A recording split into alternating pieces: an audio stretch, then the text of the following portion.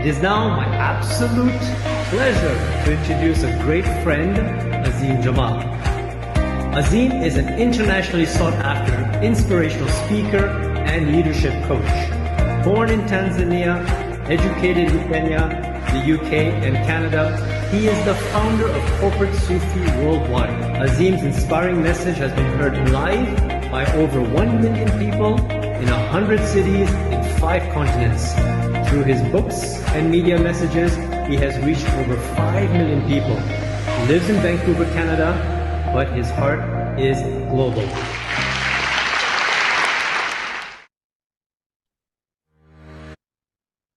Welcome, everyone. Welcome, Azim. We are so excited to be here with you today. Thank you for everyone, for joining us today. I'd like to start off by saying huge congratulations to Azim on your 10th book, Spark, Journey from Success to Significance. My gosh, you just keep writing and sharing and sharing. Thank you so much for all of that. It's a pleasure, Salim. All right, so let me quickly go through the format of today. Hopefully, some of you have bought the book, have read the book. Robin Sharma loved it. Lots of people around the world have said great things about the book. This book is the basis of our conversation today. This is what we are going to be trying to show you how to execute what's going to be happening or what has been happening in this book. So we are going to be talking about the what of Spark, the why of Spark, and then very, very critically, the how of Spark. My name is Salim Deuji. I'm an entrepreneur. I'm also a board member in companies in different parts of the world. I'm very excited to be part of this conversation today. And I hope you, the audience coming in from different parts of the world, will also be excited. We have a Q&A format today, so as you have questions, please post them at a certain part of the session. We will go to all of your questions, answer as many of them as we can. The important thing is please participate, please engage. We'd love to hear more and more from you. If you stay to the end, there's a special gift. You'll be pleasantly surprised to see this and to receive this. So we look forward to you participating, engaging, and staying with us through this webinar. We'll just start by touching on something very interesting that we found out. Harvard University has had the world's longest happiness study. For 85 years, Harvard studied over 3 generations of people to understand their psychology, to understand their happiness. And what was found out, surprise, surprise, is that as we strive for material wealth, as we strive to get that fancy job, the happiness doesn't necessarily follow. Over time, we are valuing more and more experiences. We're valuing relationships. I'm sure many of us can relate to that. You get what you thought you really wanted, and it doesn't give you the same satisfaction. We are seeking to have a better quality of life. And that comes through happiness, and happiness comes through relationships and experiences. And I hope that this will allow us to start the conversation of why we are here. Why we are here. So we're going to start with a very basic, very simple question. Azim, let's begin. Tell us, what is Spark? So SPARK stands for an acronym which covers S for service, P for purpose, A for attraction, R for resilience, and K for knowing. And this acronym was a result of my personal experience in life. I had a call at 10 o'clock in the morning on October 10th, 1997, approximately 25 years ago. And the call came from a nonprofit organization chairperson while I was interviewing a client as an accountant who had just won $15 million. Little did I realize that that call was just coming to me was a lottery for me as well, but I only found out in hindsight. So I took up the call, and the call went, "We want you to go to Karachi, Pakistan as an accountant to do budgeting for the refugees." So with my wife's blessing, I said yes, and I went there for 6 weeks. Many things happened while I was there, but one thing, when I went to see some refugees in a camp, in a tent, I was so shaken that my ride from the camp to the hotel, I was shivering and I was sweating and I was sobbing like a baby. I had a sleepless night, and in the sleepless night, I tossed and turned and asked myself, how do I help people like that? I was an accountant. I made reasonably good money. I could send them some money, but it would be like a drop in the ocean. So I thought, what can I do to make a big impact? And I realized that I had a gift to inspire. So I was so shaken that I made a choice of jumping off the cliff backwards to change my career from accounting for business to accounting for life, and decided to be a coach, a writer for giving, and speak about giving to help people like that. And at that time, I set a huge goal, which I was 100,000 times more than my accounting goals, because I realized that because I wanted to help others, I had a goal larger than self, my goals multiplied. And then when I started this journey, I struggled. First year, I spoke 185 times. I made zero money. The second year, I spoke 187 times. I made zero money. And I spoke in Dallas, and I spoke in Paris, and I spoke in Sydney. I was making no money. I wrote my first book, spent 10,000 hours. I couldn't put a book in the bookstore. And when I was just giving up, when I went to the Chapters bookstore in Richmond, when I couldn't find my book in the bookstore, when I went to the computer, I was kind of feeling depressed. And as I was walking away from the computer, there was one small book staring at me, and I was ignoring the book. And when I came to the door of the bookstore, I had three choices. I go to the car, I go to the bathroom, I go to the book. In that moment of integrity, I decided to go to the book, but I said, I'm not going to read the whole book. I'll just read the introduction. And when I read the introduction, it was a story of a guy who was going to commit suicide, had gone to Second World War, came back and was selling life insurance, but couldn't make any money. His wife divorces him, his kid leaves him, and he didn't end up committing suicide, and then ended up becoming an author. And he wrote 50 million, he sold 50 million copies. His name is Olga Mandino, and when I saw that book when I was giving up, it was a sign from the universe that if he can do it, I can do it. So I continued, and eventually I became successful. After my fifth book, The Power of Giving, beat Harry Potter for a few hours, and Penguin picked it up and became #1 on Amazon, and Barnes & Noble went to 10 languages. That's when things started to change. But eventually I had a knowing that I'm on the right track, and what matters is every single day. So if you look at my journey, it started with me putting a hand up to go and serve. So that's service. As I went to serve and I was exposed to poverty, abject poverty, I stumbled into my calling, my purpose, to be a speaker, to be a coach, to be an author, which I never knew I had that. I mean, I had the gift, but I never knew I could do this full time. So I found my purpose. Then I set a huge goal, which was my affirmation attraction. And then because I set a huge goal, I aspired, the universe conspired to help me. And then, of course, I went through so many struggles on the way, but I realized the struggle is a blessing because it makes you better in your craft. In the end, I got to have knowing. So my SPARK acronym comes from my journey. Amazing story. Amazing story. So you went through a particular journey, but those in the audience might not have that same opportunity to have something switch in their head to say, something is different. I need to change. Something needs to happen to me. What do you say about that? Yeah, so I think the idea of the SPARK framework is that if they take the framework and first start with the service, okay? And service, we'll talk about a little bit later how to do that, but there are three components in service.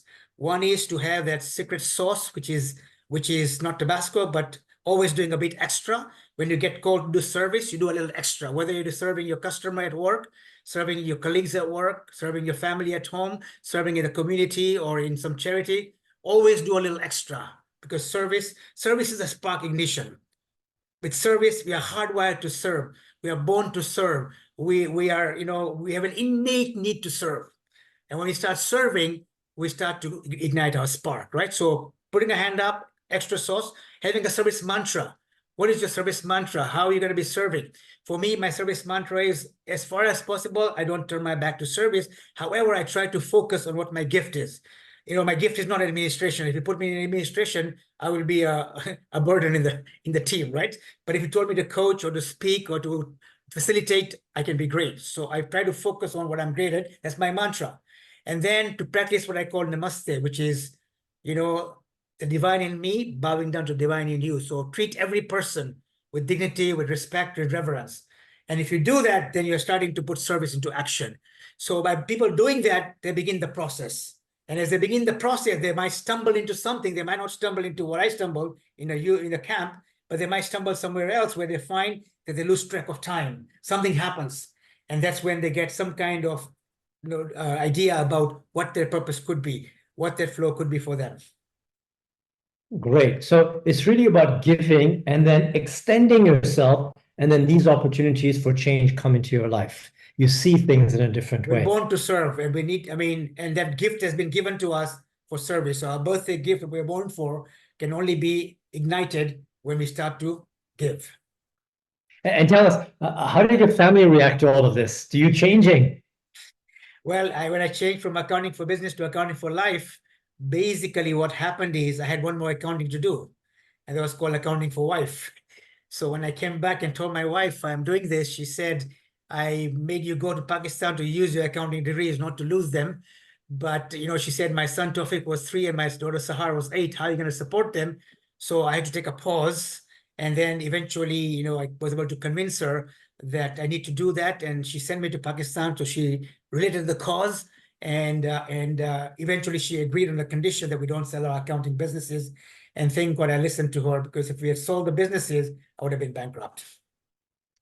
Absolutely. And therefore, support around you becomes quite critical. Thank you for explaining to us what is Spark. Why? Let's go to the second topic. Why should we fuel Spark? So if you look at my journey again, you see in the first instance, when I went to serve, I went to transform the lives of refugees. Guess what happened? My life got transformed. As I went to serve them, I found my purpose, a priceless gift. You know, my vocation became my vacation. My work is like a holiday because I love what I do. So the second benefit I got. Thirdly, as I aspired for amazingly huge goals, which I had never dreamt about, I started to attract, you know, as I aspired, the universe conspired to help me. Yes, I went through a lot of struggle, challenges, hurdles, obstacles, even failures. But guess what? It made me realize that obstacles, hurdles, challenges, and even failures are a blessing. Why are they a blessing? Because through all the struggle, challenges, hurdles, and failures, I became better at my craft. If I had become successful too early, I would not have been as successful in what I do. Yeah, and eventually I had a knowing that what really counts is every day. Each day is a day to be happy. Each day is a day to make impact. Each day is to make a huge impact in people's lives, right?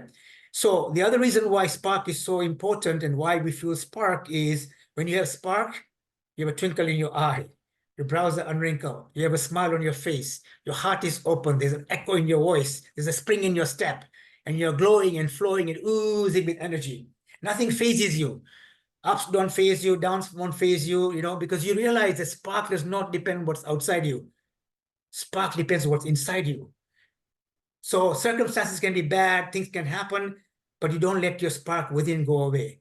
And the only time you let your spark go within from you is when you start to do bad things. Then you deserve to let your spark away. But other people don't affect you. And that is so powerful because you become captain of your ship. You become the architect of your life, and you become the master of your destiny. And to remember that the external spark is overpowering. Internal spark is empowering. External spark is temporary. Internal spark is permanent. External spark is limited. Internal spark is unlimited. And you tap into this spark by going inside and by following these 5 elements, which are part and parcel of the word spark. Amazing. You know, there's an element of risk here that, you know, you have a job that gives you bread and butter, helps to feed your family. And despite you taking that risk, it went well. But what if others don't have the same appetite of risk, appetite for change, ability to change, ability to go and say, you know what, I'm tired of what I'm doing day to day. My life needs to be different and I'm changing. What do you have to share? What guidance do you have for people that feel stuck?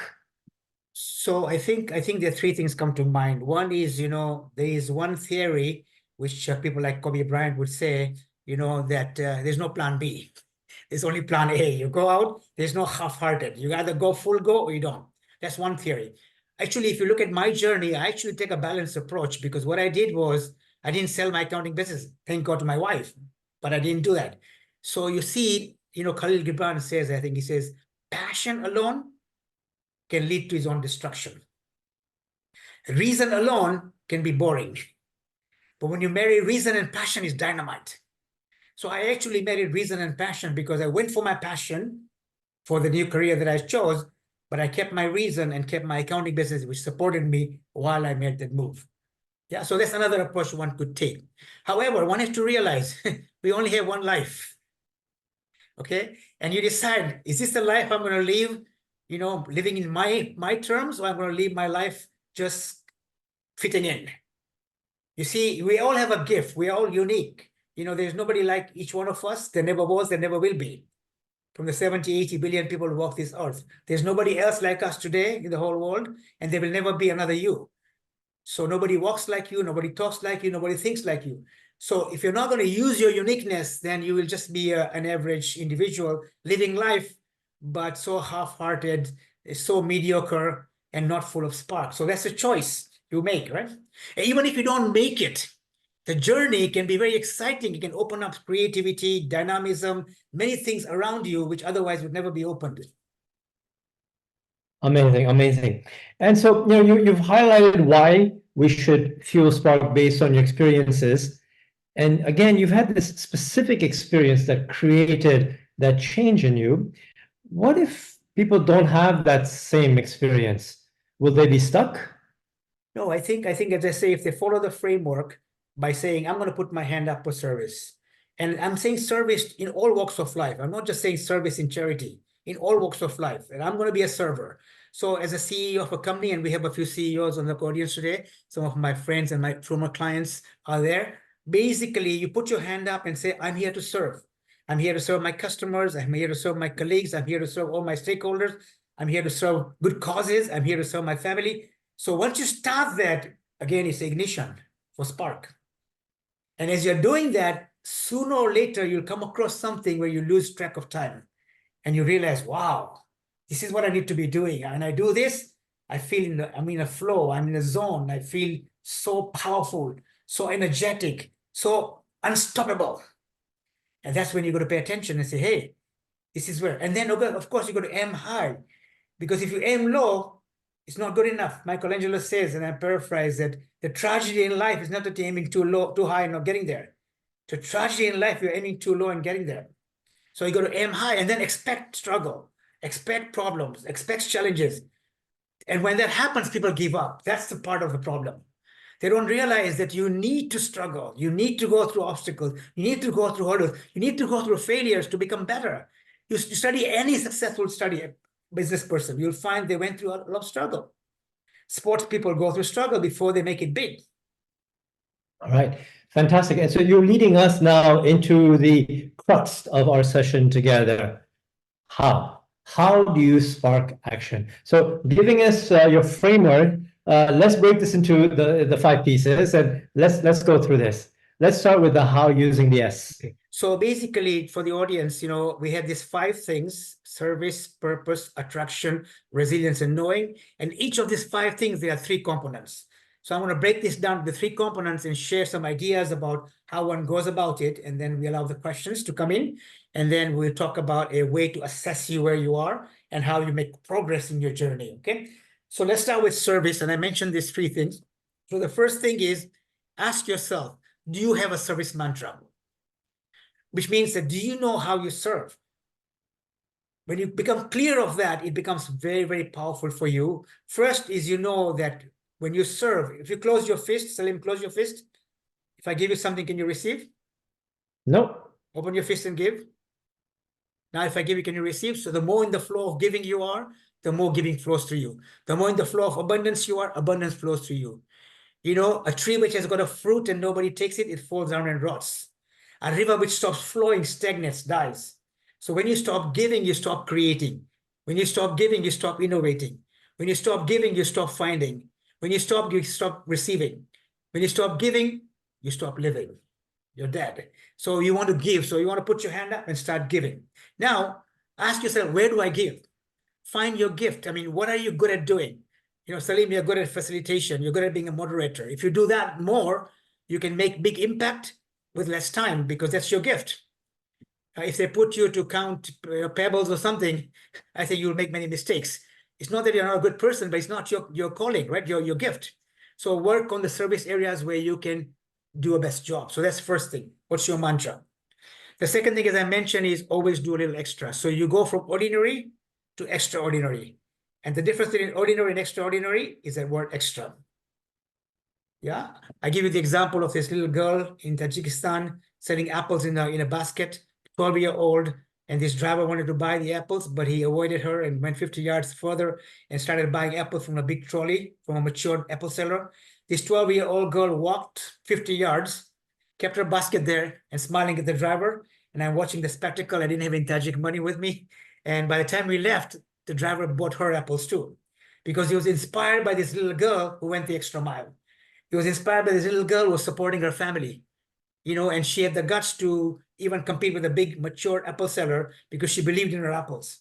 So if she can be going extra, we can go extra too. And it makes you go from ordinary to extraordinary, whether you're doing business or any other things in your life.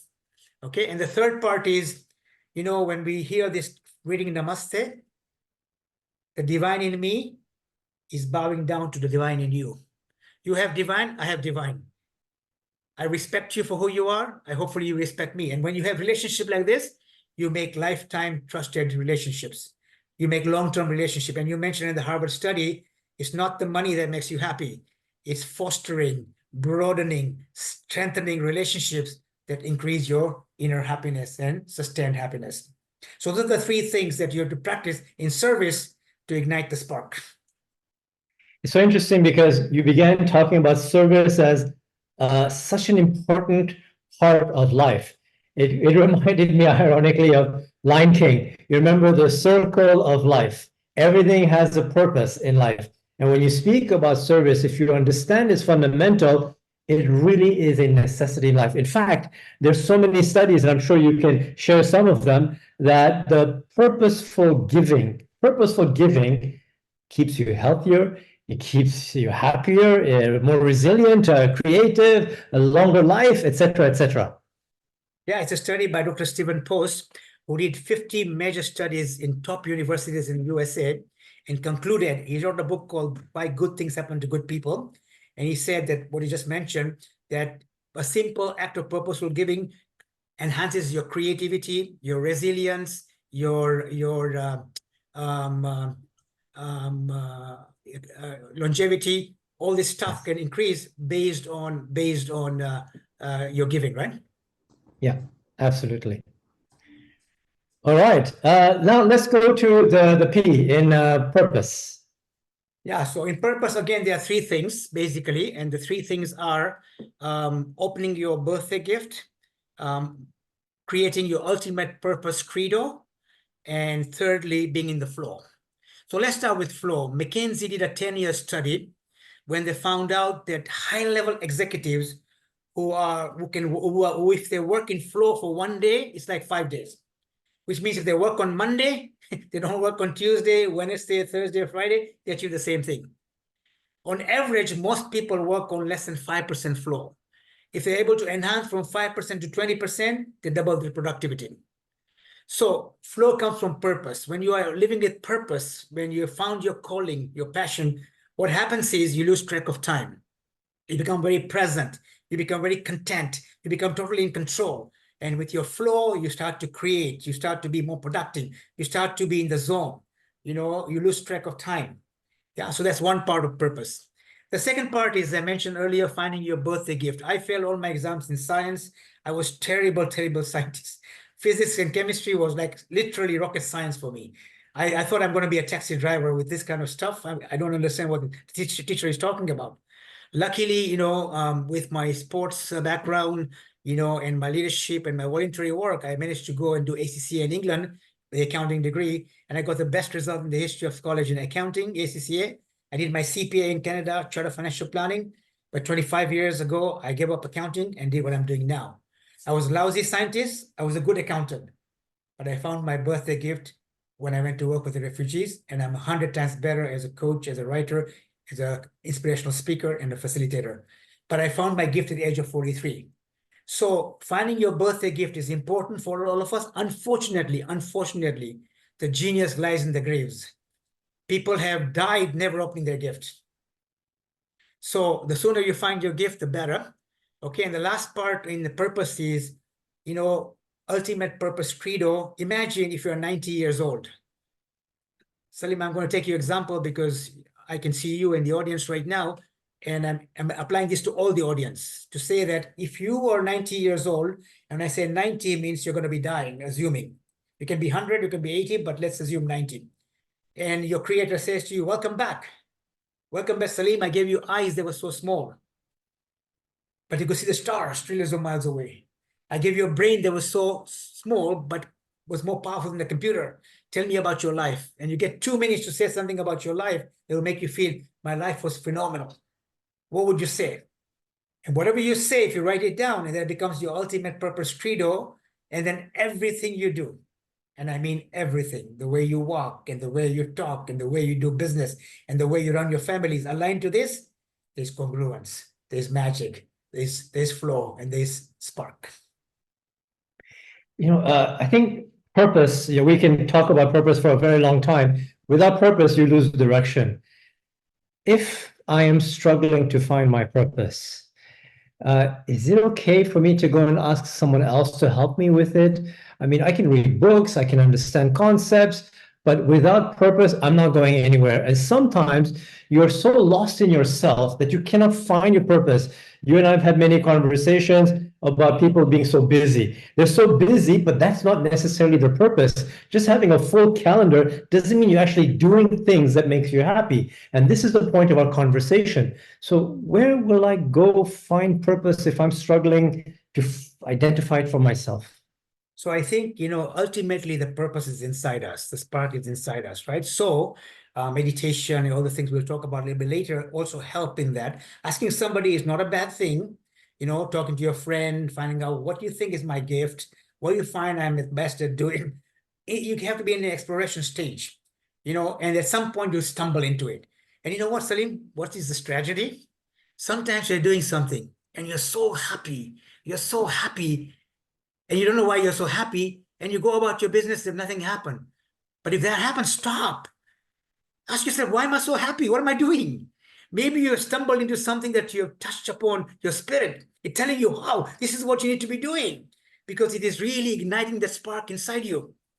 So observation is important, and we'll talk about journal writing later on, which talks about that too. But I think also remember, Rumi gives this example of this, this beggar who has so many problems, but the beggar has a friend in a shopkeeper who allows him to sit outside and beg wherever this shopkeeper goes. If he opens another shop, the beggar goes with him and sits outside. But this beggar goes through so much struggle, and eventually this shopkeeper is so upset with God. He says, God, what do you do? Why are you harming this beggar so much? He's lost his daughter in an accident now. Do something. And Rumi says, God replies and tells this shopkeeper, I did something. So the shopkeeper said, what did you do? He said, I made you.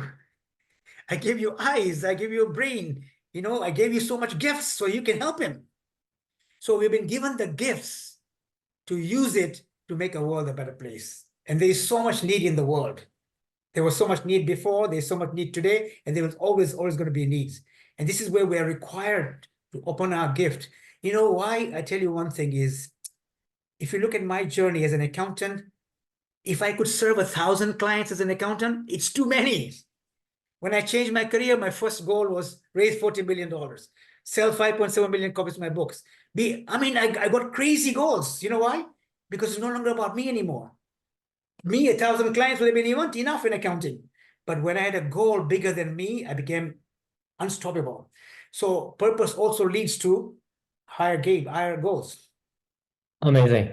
All right, let's move on to the third point. So third point is attraction. As I mentioned, as you aspire, the universe conspires. 3 things there. One is affirmation attraction. Second is activity impact. And third is dare to dream. So let's start with affirmation attraction. When I changed my career in Pakistan, when I went to work with the refugees, my goals were so high. And since that day, by the way, Salim, it's been 25 years plus. If you ask my daughter, my son, my wife, if my mom and dad were passed away, they'll tell you every night, every morning, I say my affirmation loudly. And I say it, I am, not I will be. So 25 years, every single day, I've been saying, I am this kind of a person. This is my identity. Now, why this is powerful is, since I changed my career, I always knew who I am. Even though I had just started, even though I was struggling the first 2 years, but I believed in that. So if I met somebody who was at the level who I wanted to be, I was very, very calm, very peaceful. It didn't bother me. I was so natural. I pretended to be like them. So what happens when you have affirmation attraction? You attract accidents, circumstances, people in your life who help you get there. You become like a living magnet. You become a magnet. You carry people towards you. So very important to do that to attract. That's number one. Number two is activity impact, not activity trap. Most people are in the activity trap, being busy, being busy, being busy. But if you really stop, they're not achieving much. But activity impact is doing less to achieve more. Being very deliberate in everything you do. The top 3 you do, which are equal to 30. So that gives you much more. If there's one place, Salim, there's the one place where the level playing field is equal, it's time. Somebody can have more money, somebody can have more power, somebody can have more influence, but time is equal. So how we utilize our time, how we utilize our energy can determine our success and our spark. So when you have spark, you're guided to do the right things. You're guided to be deliberate. So you become more effective, okay? And the third one is dare to dream big. I will refer to Og Mandino, whose book changed my life. He has a beautiful quote. He says, a mulberry leaf touched by the genius of man becomes silk. A field of clay touched by the genius of man becomes a castle. A cypress tree touched by the genius of man becomes a shrine. And a cut of sheep's hair touched by the genius of man becomes a garment for a king. If a leaf or a hair or a wood or a clay can multiply 100, yea, 1,000-fold, why cannot I do the same with the clay that bears my name? I have unlimited potential. Only a small amount of my brain do I use. Only a part of my muscles do I flex. I have so much power. If I aim low, I reach low. So aim high. And when you aim high, you attract high. So there are 3 things about attraction. Thank you. Dare to dream. Yes, I think that's fantastic, fabulous. But now I got to get there. I dreamt one. I am one. I dreamt 100. I'm pushing. I'm saying that's where I want to go. But what tools? How will I get there? I mean, it's easy to think about something, but to actually get there is something quite different. Where will I get my inspiration from, my friend? Sure, no, great point. So I think, first of all, if you come from service, that I want to get there not because of ego, me. I want to be powerful, I want to be rich, I want to be this. It is you are doing something to attract high goals to make impact. You're going from success to significance. That's the title of my book, Spark, Journey from Success to Significance. So you're going for significance. Now that attracts. The universe wants to support people who want to serve and make impact. So that's number one. Number two, your time is some kind of purpose, some kind of a gift that you have. And thirdly, you're saying affirmations to believe that you can do it. If you don't believe, nobody else believes. If you think small, you remain small. Napoleon Hill said, what the mind can conceive and the mind can believe, the mind can achieve. If you think small, you remain small. If you go to the ocean with one bucket, the ocean only gives you one bucket of water. So you got to believe. You got to believe, you got to have a goal larger than itself, and then you know that the universe is supporting me. Yes, you will go through struggle. I will talk about that in a little while. But that's part of the journey. If you have so much capacity, but you don't have any struggle, you don't tap into your capacity. So you're a weakling all your life. You've never been tested. You've never been tried. And this leads us actually perfectly to the next point. We already have some questions coming in, so I'd like to encourage the audience listening in. Please post questions. As soon as we're done with the next 2 letters, we'll open it up to the questions. So please do continue. So Azim, let's talk about the R in Spark. So resilience, first of all, I want to tell everybody in the audience that in life, struggles, obstacles, hurdles, challenges, failures, sadness, sorrow, are part and parcel of life. And the crux of all this, that every struggle, every challenge, every hurdle, every problem, every failure is a blessing. That's why prophets go through struggle. Saints go through struggle. Why? Because they tap into their genius. That's why all successful, great business people have gone through so much struggle. A few years ago, Elon Musk was sleeping in his showroom. He was bankrupt. Jeff Bezos were losing money for years. The only question they asked him is, when are you going to make money? And now both of them are top 5 richest people in the world. So struggle is part of the journey. So that's important. But there are 3 things in resilience. Number 1, inverse paranoia mentality. Number 2, having a positive mental attitude. And number 3, bounce back bigger and stronger. Okay, so let's take number 1. The inverse paranoia is anytime people get paranoid, they need to learn to get inverse paranoia. It's the best thing that happened, the best thing that happened, the best thing that happened. You don't say, why me, why me? No, what do you say? Why not me? Bring it on, I'm ready. I'm ready for the challenge. Bring me on, I show you what I can do. Then the universe says that you're so strong, let me find somebody else who's weak, who's going to give up, right? So if you go with that mentality, you turn a minus into a plus. That's the inverse paranoia mentality. Second one is you can wear 2 hats. One is PMA, the other one is NMA. PMA is positive mental attitude, NMA is negative mental attitude. W. Clement Stone's messages, right? But I give you an example. One of my clients went to buy a business across different country. He went to buy the business, he came back and he was very disappointed. He said, Azim, I wanted to buy this business. It was my business. I was a big guy. There was another big guy and there was a small guy. It was my business. All I had to do is sign, but I was wishy-washy. I was negotiating and I lost the deal. So I asked him, who got the business? He said, the small guy. He's way more upset. So I said, I'm really sorry to hear that. And then I took a pause and I said to him, is there something positive about it?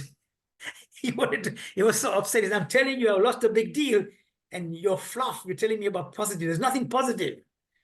So I said, I'm sorry to insult you. Then I kept quiet for a few minutes. And Salim, as you know, I don't keep quiet for too long. Then I said to him, how about if you offer this small guy a partnership? He said, why would I do that? I said, well, look, you got the capital. He's managing the business far away. If you put the money, he can manage the business. He looks after your business. You don't need to travel back and forth. He makes money, you make money. It's a win-win. She said, I never thought about that. So I left it. 2 weeks went by. After 2 weeks, he's calling me. He said, Azim, I'm here. I said, you're where? Here in this country where I went. I said, what are you doing there? He said, I came to meet this small guy. I said, oh, okay, what happened? He said, well, I asked him for partnership. I said, what happened? He said, he wants to be a partner. I said, oh, good, you made the deal. I said, no. I said, why not? He said, when I came here, I found another business better. Now, you see, what happened is the moment he put PMA, otherwise he would never gone there. So everything is a plus if you go around that, okay? Second. Third is every time you fall down, you bounce back bigger and stronger. So each falling down, you say, put me down and watch me bounce back. Then the resilience, the problems become a blessing. Positive mental attitude. It's all about perspective. And perspective often comes with experience. For the young people in the audience who don't necessarily have a lot of perspective, who might not even have good role models, how do they develop that positive mental attitude? I think they have to ask a question. If I want to tap into my genius, how else are you going to tap without struggle? How else are you going to tap without having to overcome challenges? How else are you going to tap? Rumi says the wound is the place where light enters. No wound, no light. When you have a wound, you open the space for light to enter and become enlightened. So you have to go through struggle. So they have to realize the struggle is necessary. A caterpillar has to go through that process before it becomes a butterfly. A rose has to have some thorns to become so beautiful. Absolutely. Thank you. All right. Shall we move on to the last letter of Spark, K? You're the boss. Okay. In knowing, we've got 3 things. We got meditation, we got journaling, and we got the synergy of business, balance, and beyond. So let's start with the first one, meditation. Salim, as I say, when I was young, I was very bad in school. I didn't do well in school. I thought I would be a cab driver. I had friends, we partied, we gambled, we came home at 3 in the morning. My life was a mess, complete mess. I went to Kenya at the age of 17. At the age of 18, somehow I started to meditate in the morning from 4 a.m. to 5 a.m. When I look back at my life, that meditation and that service, being a volunteer, were 2 things that changed my life. And I call them the 2 wings of the bird, meditation and service. That makes you fly. So meditation is a process of going inside, seeking for the spark within you. Okay, now people say I meditate, but I can't concentrate. So I tell them it's okay not to concentrate. Let thoughts come, let thoughts go, no problem. but don't cling to a thought. If you cling to a thought, it becomes thinking. Become like a feather in the river, you float. Okay, there are some things you can do. Wake up early in the morning when it's quiet. Go near nature, which is quiet. Okay, sit in a place where you're not too lazy to fall asleep or not too like rigid to not be able to sit properly. Yeah, find a place, and if you're doing it in your house, find a spot where that becomes your meditation spot and nothing else.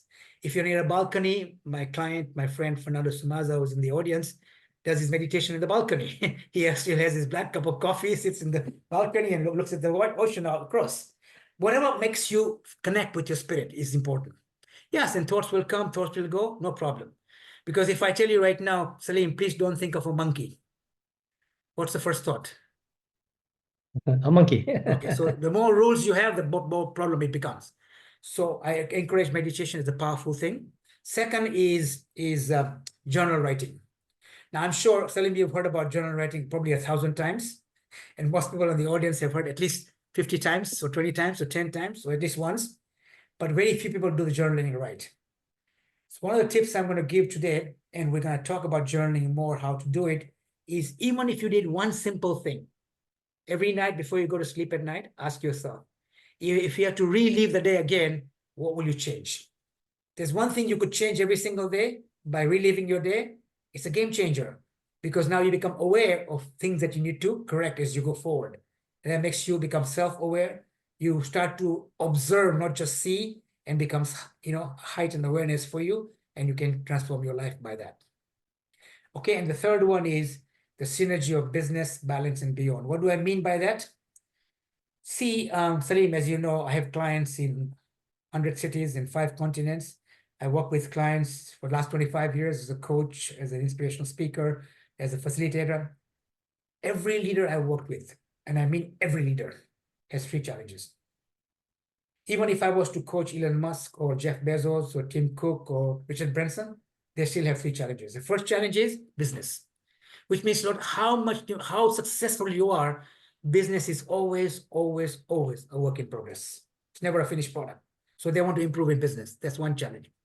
Second one is the balance between health, family, spirituality, lifelong learning, finance, work. How do I juggle these 6 things in my life? Every leader struggles with it. And the third one is that desire, the deep desire to find meaning, to find purpose, to find happiness in what I do. So the synergy of 3 things are very important, and that's part of knowing. Once you realize there's the 3 areas of your life that if you're able to master, you can become very successful. And luckily for me, when I changed my career, I realized that I was an accountant for 25 years. I had 3 professional degrees in accounting, so I understand business very well. I did 18 subjects in business in my HCCA course. So it's helping me now in the business side, and I run an accounting business. I still own 2 businesses in accounting, even though I never worked there. So business has been part of me, so I can be successful in that area. It's part of my knowing. And then balance, when I was a young kid, Salim, in my home in Dar es Salaam, we had 43 people in our house. My grandfather had 11 children, their 11 spouses, their children. We all lived in the same house. 43 people in one house, so you can imagine the balance we were going through. Then I moved from Tanzania to Kenya to England to Canada, married a wife from India, so the balance between different countries. Then in my house in Vancouver, my mom, dad, my wife, my son, my daughter, my grandma all live together. So it's another balance. Then my kids are totally Western. They're born in West. My parents are totally Eastern, and I'm the sandwich, half East, half West. So I need the juggling of balance there. And the beyond was, of course, the meditation and the prayers. And I wrote a book called 7 Steps to Lasting Happiness, 10,000 hours. So these 3 things have become my USP in my life. But it is important as part of knowing to know where you belong, what your USP is going to be, and where you're going to focus your life in to tie to your purpose. Excellent. And you have a methodology to help you balance that you've been using for many years. Perhaps we can close off your Spark conversation with that methodology, and then we'll open up to the questions. Sure. So I think, I tell people, spend time to meditate, spend time to exercise, spend time to read something uplifting, not newspaper, not the war, not COVID. They say, wait, I don't have time. So I say, what do you do the last hour at night? Either you're watching TV or reading the newspaper or folding your laundry or watching emails or something. So I say, sleep an hour earlier. Wake up an hour earlier.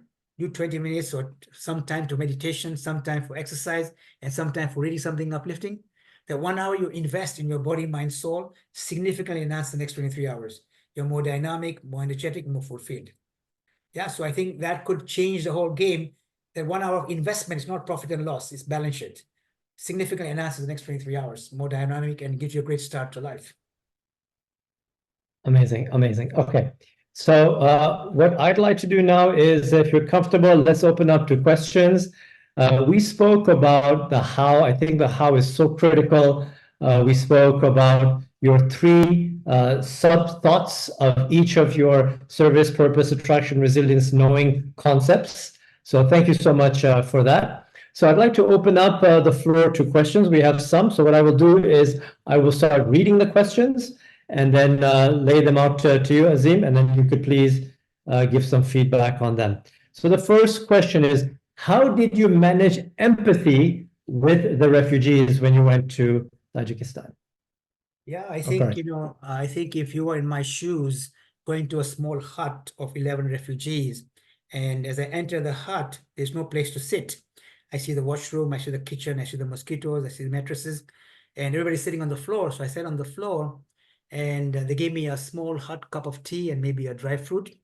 And before we started talking, I took a sip. I look around, there's a glow in everybody's face. I said, what happened? I just took a sip. Made me realize, that they were so happy that I took a sip because they had nothing to give. So it made me realize you don't have to be rich to give. Rather, you become richer when you give, because they gave me something. So initially, I straight away connected with them. These people are givers, even though they are so struggling, right? And then when I heard their stories, how they had gone from war to war, how they walked in the mountains for 19 days with just a shirt on their back, how the mother got sick, the cousin gave birth to a child, how some people had seen their father being killed in front of their eyes. I mean, there's no way you can't get empathy when you see that. As I walked out and I went in my cab to my hotel, I was shivering and I was sweating and I was sobbing like a baby. I was so shaken. And that 25-minute ride was a defining moment in my life. My soul was stirred. So there's no way, if you were in my shoes, absolutely you would have empathy. So the circumstance forces you to look inside. And then you And also the process see, of that is and then service. you also see the spark in their eyes despite that. Mm. And that's amazing, right? Just for them to give you a small cup of hot tea and feeling so good about it that you drank it. Yeah. It shows that human beings we are hardwired to give. We have an innate need to give. We are born to give. And when you give, you feel richer, no matter how small you give. All right. The next question, what practical steps can someone take to apply the service mantra secret sauce in their daily lives? Yeah, so I think it's really about first realizing that you need to serve, not you want to serve, not need to serve. You want to serve. There's something inside you dying to serve. Okay, and doesn't mean how big. You can start with a smile. A smile costs you 2 muscles. A frown costs you 73 muscles. Smiling at somebody doesn't smile back at you, no problem. If they don't smile, it's their problem, not your problem. Yeah, so you want to be a giver. A flower gives its perfume to every passerby, unasked. You can be Christian, you can be Jew, you can be Muslim, you can be Hindu, you can be atheist. Doesn't matter. The flower gives you perfume. If you crush a flower, forgiveness is the perfume the flower gives to the hand that crushes it. So nature is teaching us to be giver. The sun gives its light for eons. Doesn't tell the earth, you owe me. When you have a love like that, you shine the whole sky. So let's start to give, and that starts the process. And then do a little extra. When you give a little more. That makes you even more valuable. Okay, so it starts with a giving mindset. Purpose is a key element of Spark. How does one begin to align their day-to-day actions with their ultimate purpose? If you know your purpose, so if you don't know, you're going to create one. Asking yourself, imagine you're dying now. What's one regret you'll have? Or when you're dying, what you'd like to say about your life? Write it down. As you keep exploring and write your journal and all that, you come to a place where you come to be aware of what your life needs to be, what your identity is going to be, not just your goals, but who do you want to become as a person, right? And then once you get that, then every day in your journal, you ask yourself, am I living alignment to the purpose? And that will allow you to course correct, right? Absolutely. Interesting question. If someone hasn't read any of Azim's books, which one would you recommend they start with?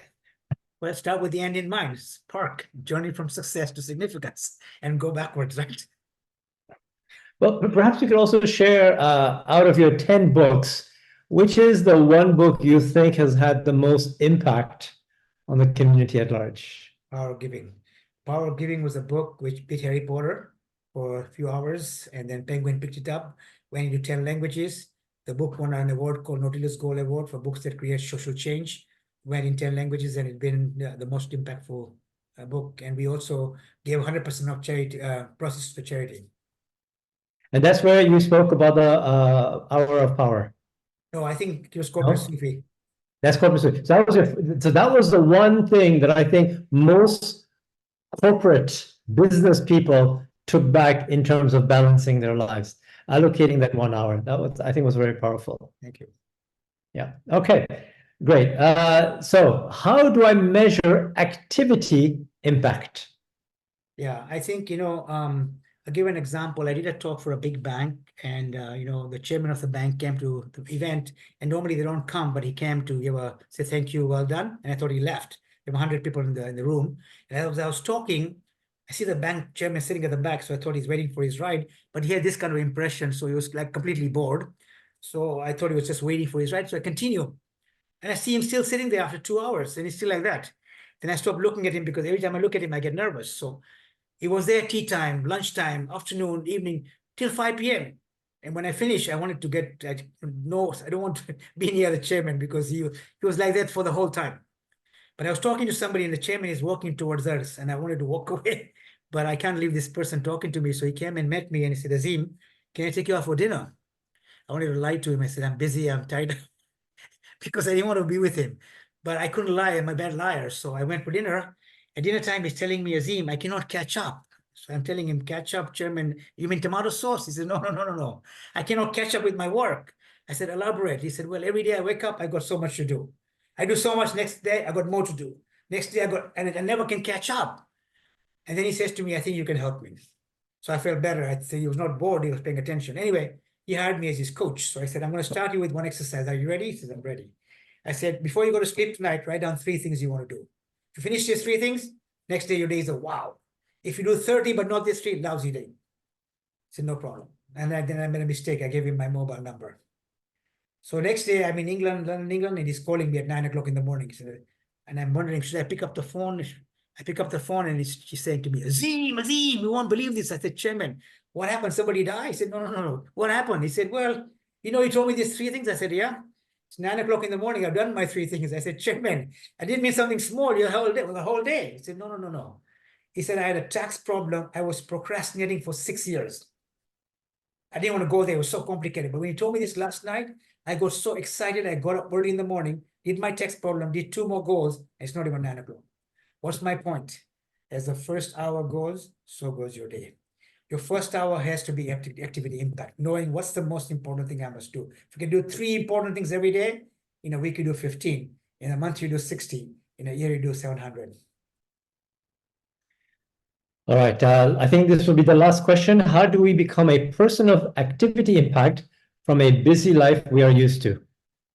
Find less to do more. Find 10% what you can do that gives you 90% return. Everything is not equally important. So be deliberate, be strategic, and ask yourself, if there's one thing I could do, which is the biggest bang for my buck, what would it be? If I can do 2 things, what would it be? What is 3? Do 3 business, 3 personal every day, big things, and the rest is gravy. Amazing, amazing. Okay, thank you for that. So I would like to invite you now to have a conversation with us about your program. Yeah, so what we are planning to do, I've talked about 15 things, and it sounds very easy, but to implement 15 things, we talked about 3 in service, 3 in purpose, 3 in attraction, 3 in resilience, and 3 in knowing is not easy.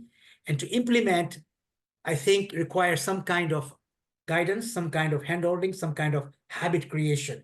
So what we're offering is a 7-week program, actually 66 days. And the reason we're offering 66 days, in the olden days, we used to hear 21 days to form a habit, 21 days to form a habit. But actually, that's not for everybody. The average is 66 days.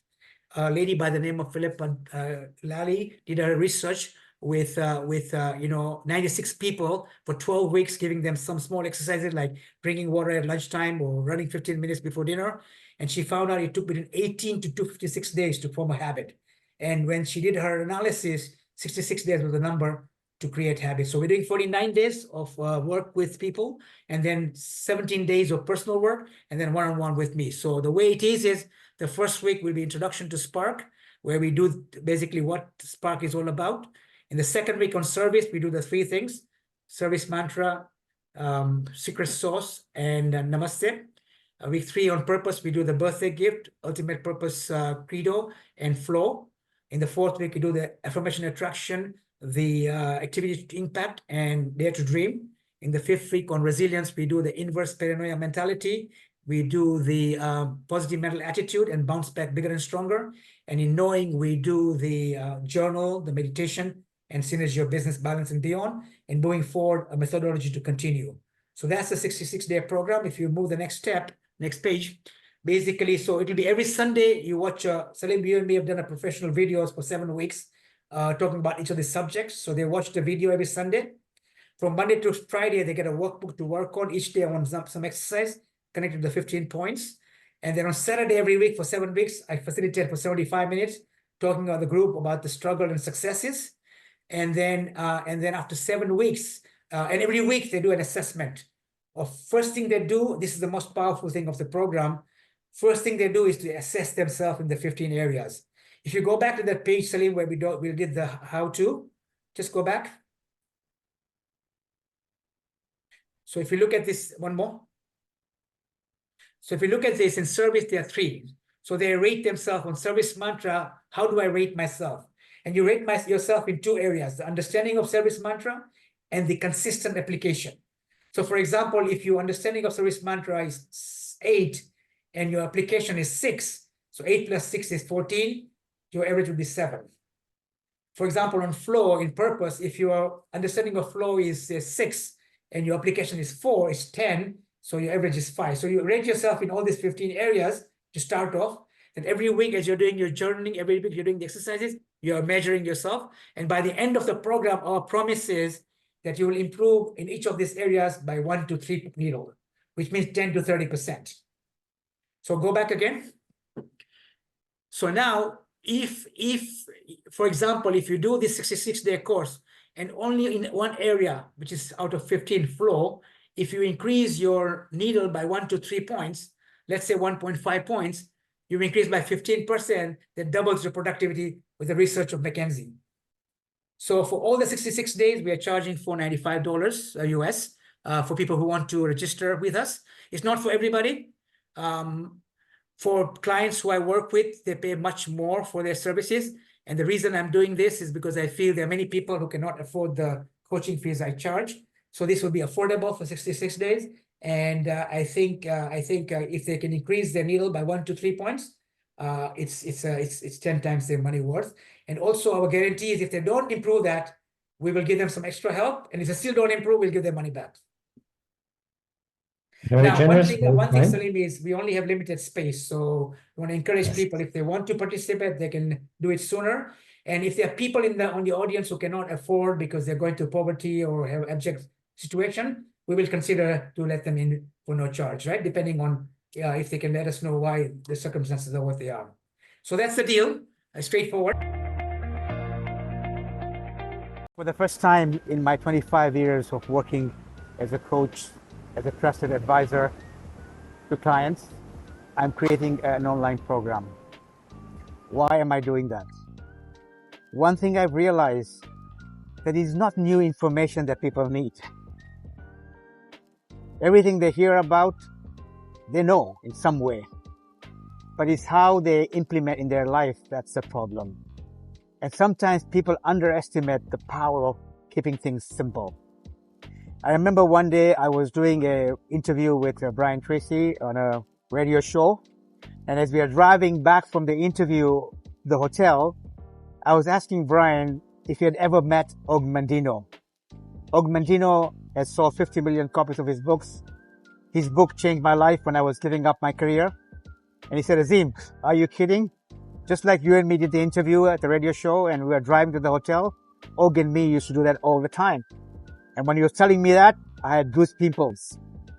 So I asked him if he can share a story with me. He said one day when they were driving back to the hotel, Brian Tracy told Og Mandino, your books are too simple to read. Og did not reply. We just continued as the normal discussions.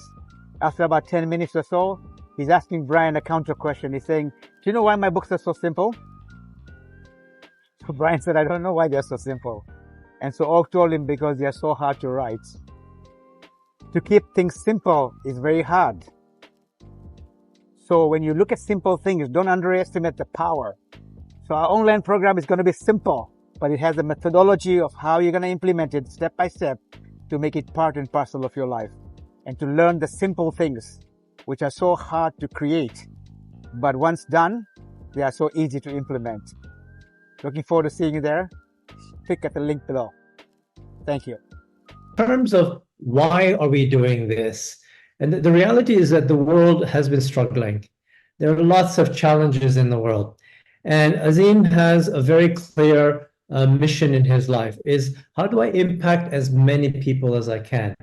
And obviously he's been spending time writing books. Now he's trying to take all that knowledge, make it as simple as possible to be able to convey to as many people through this online medium as possible.